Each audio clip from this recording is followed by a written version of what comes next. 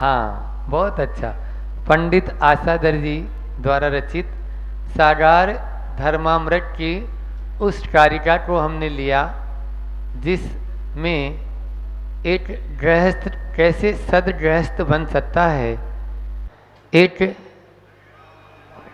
जैन कुल में जन्म लिया हुआ व्यक्ति किस तरह से आगे अपने व्रतों को धीरे धीरे बढ़ा सकता है, किस तरह से वह सच्चा जैनी बन सकता है।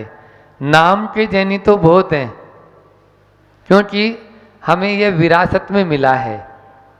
हमारे पूर्वज जैन थे, इसलिए हमने उस कुल में जन्म ले लिया, लेकिन वास्तव में जैन होना महत्वपूर्ण है तब जब हम उन गुणों को भी अंगीकार करें जिन गुणों पर हमारे पूर्वज चले हैं, जो तीर्थंकरों ने हमें जो मार्ग बताया है।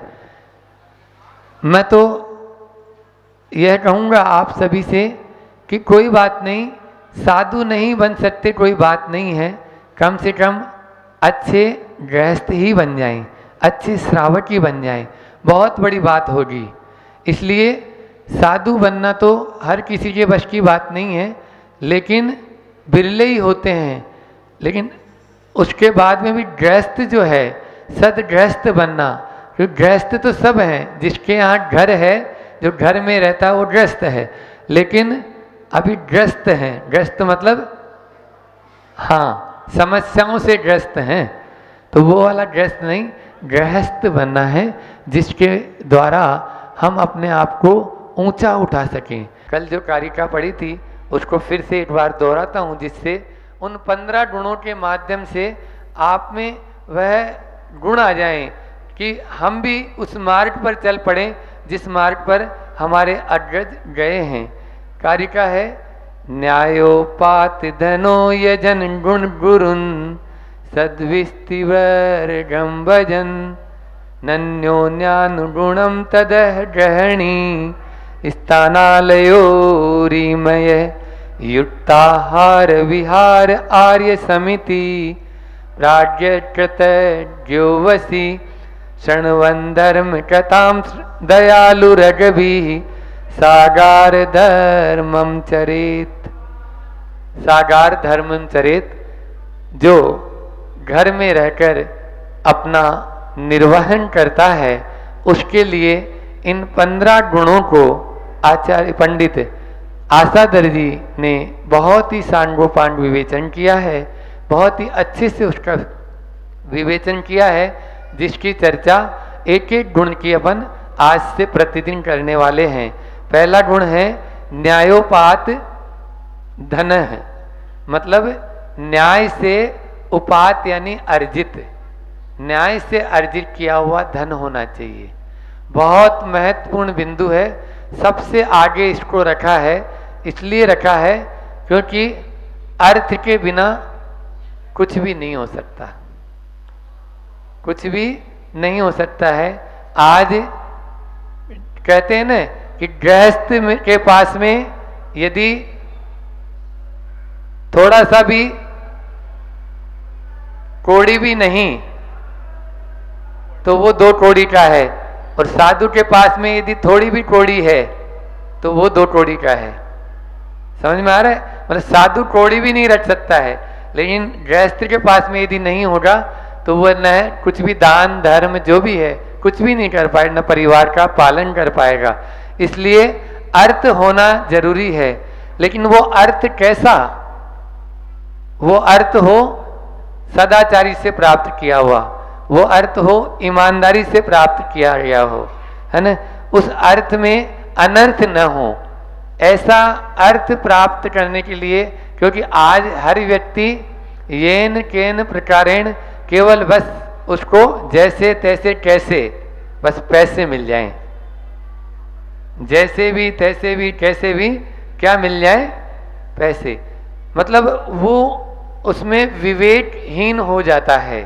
जब उसको अर्थ आता हुआ नजर आता है तो उस समय उसका विवेक शून्य हो जाता है। जबकि पूर्व में हमारे जो पूर्वज हुए हैं उन्होंने भी अर्थ को कमाया है, ऐसे नहीं है, लेकिन उन्होंने धन कमाने के पीछे धर्म भी याद रखा। केवल मात्र धन के पीछे ही नहीं लगे, धर्म को भी उन्होंने याद रखा। और जहां पर धर्म है ऐसा धन ही टिक पाता है, समझ रहे हो। हालांकि बिना पाप की कमाई के धन अर्जित नहीं किया जाता, इसीलिए तो दान की व्यवस्था की गई है।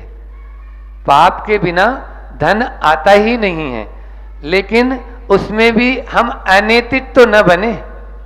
हम नैतिकता अपनी, भ्रष्टाचार है या अनैतिकता है, अवैधानिक है, उस धन को तो अर्जन न करें। ऐसे धन से क्या लाभ होगा जो हमें सुखी न बना पाए।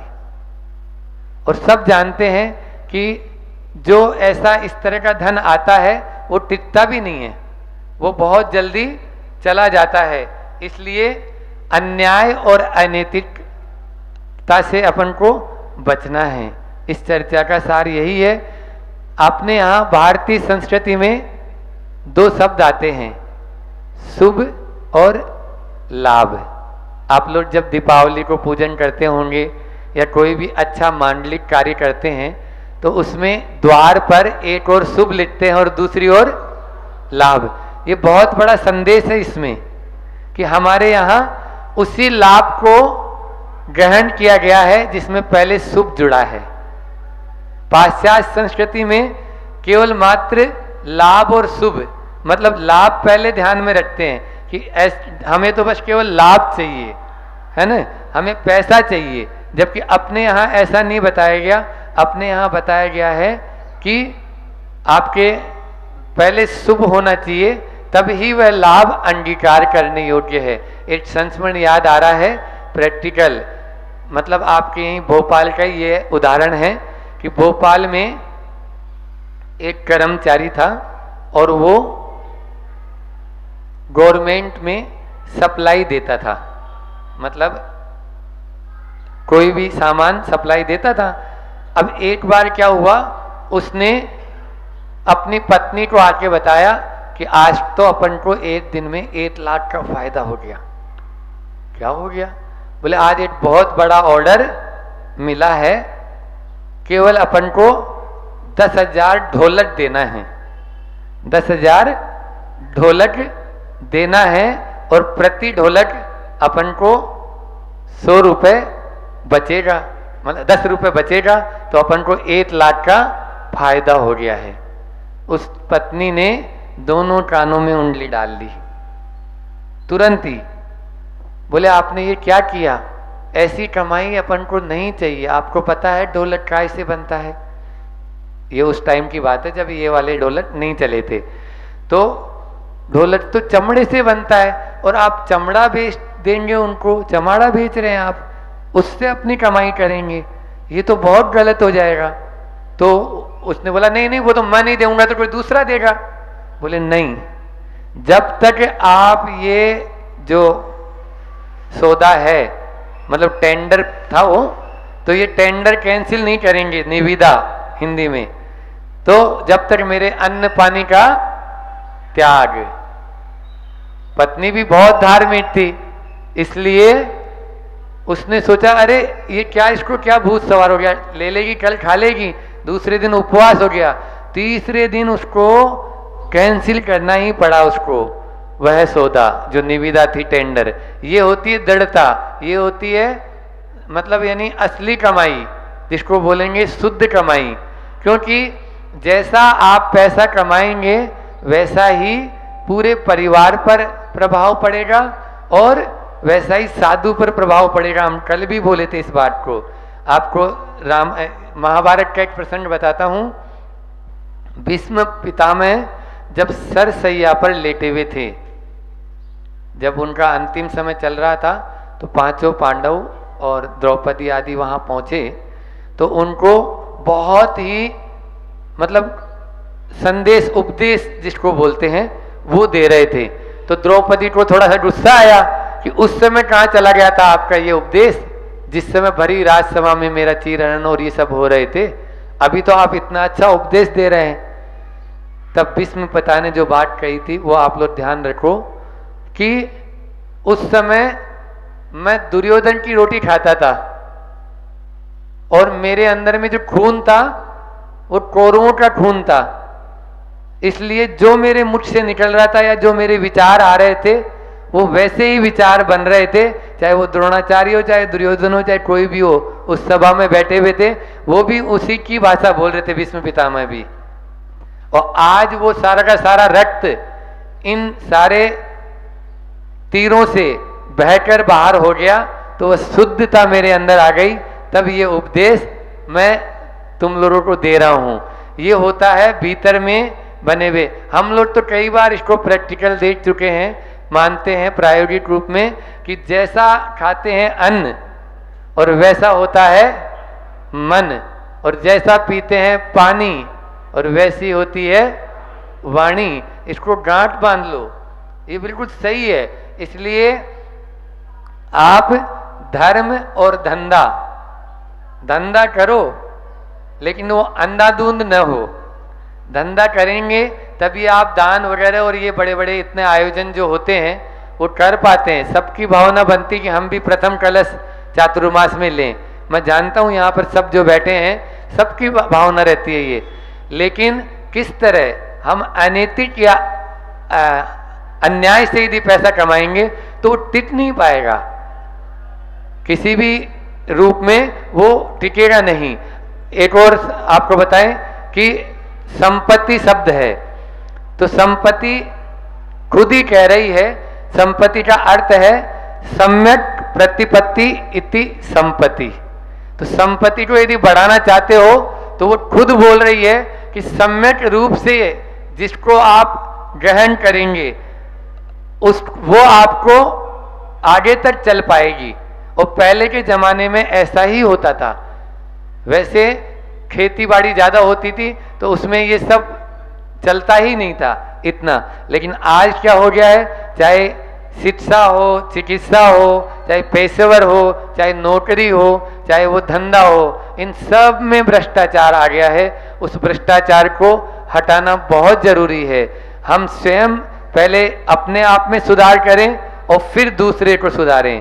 अपन स्वयं सुधर जाएंगे तो जगत अपना आप ही सुधरता हुआ चला जाएगा। सादा जीवन और उच्च विचार, अपन सादा जीवन रखेंगे तो अपना आप ही अपने अंदर में ये सब बातें आएगी नहीं, क्योंकि संतोष आ जाएगा। होता क्या है कि हम जब अपेक्षाएं बहुत सारी पाल लेते हैं तो फिर ये सब चीजें आती है, फिर जैसे तैसे भी आ रहे हैं आने दो, फिर देखते नहीं है कि अपन ये काय की कमाई है। जैसे महाराज श्री ने बताया था कि कहीं कहीं पर तो इतना है कि मतलब जैनी लोग हैं और जूते चप्पल की दुकान खोले हुए हैं, जैनी लोग हैं और ब्यूटी पार्लर की दुकान किए हुए हैं। हालांकि ऐसे घरों में आहार नहीं लेते साधु, उनको मना है, आगम की आज्ञा है, लेकिन ये धंधा क्या हुआ, ये धंधा नहीं हुआ, ये धर्म के साथ में जुड़ा हुआ धंधा नहीं है, धर्म नहीं है इसमें, ये अधर्म के साथ में हो रहा है, क्योंकि आप अपने साथ में ही छल कर रहे हैं। इसलिए इन सब बातों को अपन को समझना है। अपन को उतने ही पांव पसारने हैं जितनी लंबी अपनी सोर है, चादर है। ठीक है, अब वो 3 कारण मैं बताता हूं जिनके कारण हम अन्याय और अनैतिक तरीके से धन जो है कमाना शुरू कर देते हैं। पहला है विलासिता बहुल वृत्ति। विलासिता का यदि जीवन जिएंगे तो निश्चित रूप से अन्याय की ओर चले जाएंगे। दूसरा है आय से अधिक व्यय। यदि आय से अधिक खर्चा करेंगे तो भी आप जैसे तैसे कैसे अन्याय और अनीति की ओर चले जाएंगे। और कृत्रिम अपेक्षाओं का विस्तार, कृत्रिम अपेक्षाएं पाल लेते हैं। अपन ऐसा कर लेंगे, है तो वो बिल्कुल रंगू तेली और ख्वाब देख लेता करोड़पति बनने के, तो फिर वो किसी की भी जेब काटना आदि जो भी होते हैं उनमें चला जाता है। तो सब ये इन चीजों से अपन को बचना है। जय दौला जब पढ़ा रहे थे उसमें भी आया था कि आय अनुसार व्यय, आय के अनुसार ही व्यय होना चाहिए। यदि व्यय, क्योंकि किसी ने सत्य कहा है कि डूबे डारे 3 जना, पूंजी कम, व्यापार घना, कुबट कम, गुस्सा घना और आमद कम, खर्चा घना। यदि ये मारवाड़ी में बोल रहा हूं थोड़ा, आमद कम है और खर्चा ज्यादा है तो डूबेगा, कुबत कम है गुस्सा ज्यादा है तो डूबेगा, और पूंजी कम है व्यापार लंबा चौड़ा है तो डूबेगा। इसलिए डूबने से बचना है, अपने धंधे को और आगे बढ़ाएं और अच्छे से करें, लेकिन अन्याय और अनीति से नहीं, न्याय और नीति से चलेंगे तो आप बहुत आगे बढ़ जाएंगे, बहुत आगे बढ़ जाएंगे। इतना ही रखते हैं, समय पूरा आपका हो चुका है।